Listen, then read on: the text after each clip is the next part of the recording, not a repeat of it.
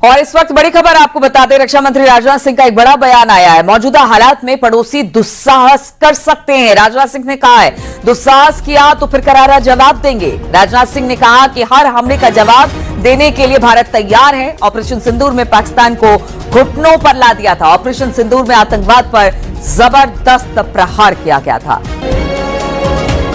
तो बड़ी खबर आपको बता रहे हैं, हरकत पाकिस्तान की तरफ से हुई तो हमारे सैनिक उसका मुंहतोड़ जवाब देंगे, जिसे वो कभी भूल नहीं पाएंगे।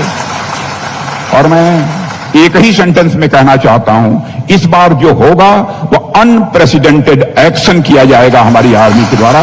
यह भी मैं साफ तौर पर मैं कहना चाहूंगा। साथियों, यह आतंकवाद के खिलाफ की गई भारतीय इतिहास की अब तक की सबसे बड़ी कार्रवाई है। मगर ऑपरेशन सिंदूर, जैसा मैंने कहा कि अभी खत्म नहीं हुआ है, क्योंकि हमारा नेबर आजकल जो सिचुएशन है उसमें कोई भी मिस एडवेंचर कर सकता है। अगर उसने ऐसा किया तो मैंने आपको बतलाया कि भारत का एक्शन अनप्रेसिडेंटेड होगा और डिसाइसिव होगा। भारत के रक्षा मंत्री राजनाथ सिंह ने केरलम में एक कार्यक्रम के दौरान ये कहा कि अगर पाकिस्तान की तरफ से कोई भी दुस्साहसिक हरकत होती है तो भारत उसका जवाब अभूतपूर्व और निर्णायक तरीके से देगा, यानी अनप्रेसिडेंटेड जवाब पाकिस्तान को दिया जाएगा।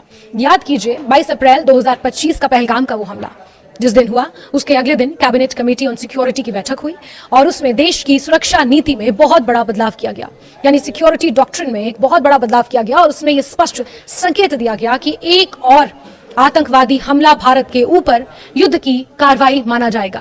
और इसी से रक्षा मंत्री राजनाथ सिंह के बयान को जोड़कर देखा जा रहा है कि इस तनावपूर्ण स्थिति में अगर पड़ोसी मुल्क ने किसी भी तरह का दुस्साहस किया तो जवाब अभूतपूर्व और निर्णायक होगा, यानी कि अनप्रेसिडेंटेड होगा। उन्होंने अप्रैल 2025 में हुए पहलगाम आतंकी हमले का जिक्र किया जिसमें 26 लोगों की जान गई थी। हुआ तो वो पहले की तरह सीमित नहीं रहेगा, बल्कि पाकिस्तान की फोर्सेस भारत के अंदर गहराई तक जाकर जवाब देगी, जिसमें घरों और आरएसएस कैंप्स तक को निशाना बनाया जा सकता है। आसिफ ने कहा, इस बार लड़ाई 200 या 250 किलोमीटर तक सीमित नहीं रहेगी। हम उनकी टेरिटरी में घुसकर उनके अपने घरों के अंदर जाकर मारेंगे। अब हम अंदर घर में घुस के मारेंगे उनको। इंशाल्लाह अगर उन्होंने दोबारा कोशिश की तो उन्हें पिछले साल से भी ज्यादा ह्यूमिलिएशन झेलना पड़ेगा। आगे कहा कि आप भारत की बात कर रहे हैं ना, तो ये जान लीजिए कि अगर उन्होंने फिर से कोशिश की तो उन्हें पहले से ज्यादा ह्यूमिलिएशन झेलना पड़ेगा। और इस बार ये 200-250 किलोमीटर तक सीमित नहीं रहने वाला।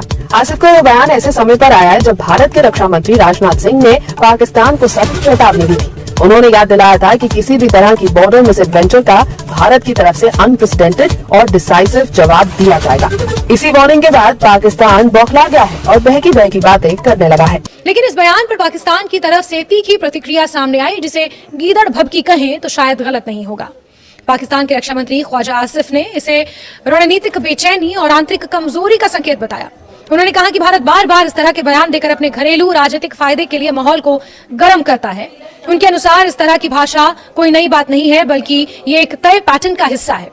शायद ऑपरेशन सिंदूर के परिणाम पाकिस्तान धीरे धीरे भूल रहा है।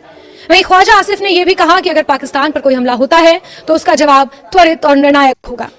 हालांकि पाकिस्तान अभी भी आंतरिक मामलों से निपटारा नहीं कर पाया है। पाकिस्तान में अभी भी अफगानिस्तान और बलूचिस्तान की तरफ से हमले होते रहते हैं। पाक सैनिकों को लगातार निशाना बनाया जाता है। पहले पाकिस्तान उनका तो निर्णायक जवाब दे दे।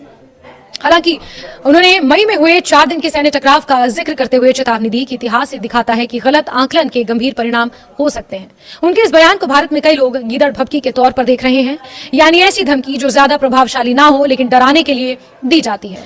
अब सवाल उठता है कि आखिर दोनों देशों के बीच इस तरह की बयानबाजी का मतलब क्या है और इसका असली असर क्या होता है। ये पहली बार नहीं है जब पाकिस्तान के नेताओं ने इस तरह के आक्रामक भाषा का इस्तेमाल किया है। इससे पहले पाकिस्तान के पूर्व हाई कमिश्नर अब्दुल बासित भी इसी तरह का बयान दे चुके हैं। उन्होंने कहा था कि अगर अमेरिका पाकिस्तान पर हमला करता है तो जवाब में भारत के बड़े शहरों को निशाना बनाया जा सकता है। हालांकि एक्सपर्ट्स इन बयानों को सीधे किसी मिलिट्री ब्लूप्रिंट के रूप में नहीं देख रहे, बल्कि इसे डोमेस्टिक प्रेशर से जोड़कर समझा जा रहा है। पाकिस्तान इस समय कई बड़े संकटों से जूझ रहा है। पश्चिमी सीमा पर अफगान तालिबान के साथ लगातार क्लैशेस हो रहे हैं, जिन्हें खुद आसिफ ने ओपन वॉर बताया है। इसके अलावा बलूचिस्तान, पंजाब और पाकिस्तान ऑक्यूपाइड कश्मीर में भी अनरेस्ट बना हुआ है, जिससे सरकार पर हर दिन दबाव बढ़ता जा रहा है।